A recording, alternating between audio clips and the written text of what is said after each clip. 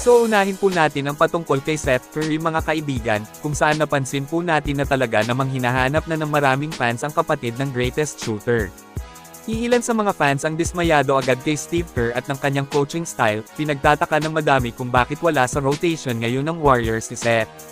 Sabi nila nonsense yung pagkuha kasi hindi naman ginagamit. Well, maraming magagaling ang GSW, may ilan sa mga manlalaro sa grupo na magaling at hindi talaga nabibigyan ng sapat na minuto. Loaded sila ngayon kaya dapat na mag-trade sila para mabakanti at makakita na ng liwanag. Mahirap sa coach ang ganito kaya naiintindihan ko rin naman si Kerr. Hindi biro yung trabaho, mahirap humanap ng saktong timpla kapag ka sa tingin mo parang may kulang at may sobra.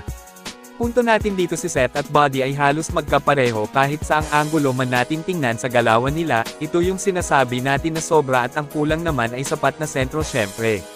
Sa madaling sabi, para makita ang tamang timpla ay kailangan po nilang mag-trade. Maliban kay JK ay kailangan din nilang pakawalan ng isa kina Hield o Seth Curry. Kayong mga kaibigan, sino sa dalawa ang mas okay manatili sa Warriors?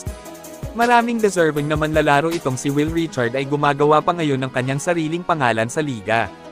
Rookie pa pero galawang veterano na, kung saan isa siya sa bumuhat sa GSW para manalo kontra Phoenix Suns.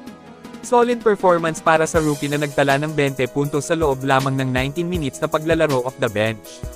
Samantala matapos ang panalo kontra Phoenix ay sinabi ni Steve Kerr na bago pa man nga raw mag-umpisa ang season na ito ngayon, ay plano nilang hawakan ang number 4 seed sa Western Conference hanggang playoffs.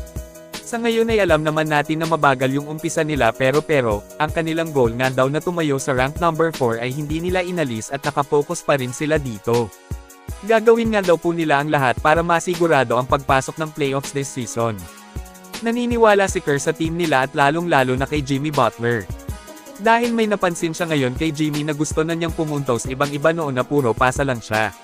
Sinabi nga rin ni Butler sa interview pagkatapos manalo kontra Phoenix na kumbaga masaya siya kasi madalas nakakahawak na siya ng bola. Para sa akin kailangan na ibigay ng GSW ng maayos ang bola kay Jimmy Buckets. Gawing second option sunod kay Steph, hindi yung parang role player lang yung dating niya sa Dubs.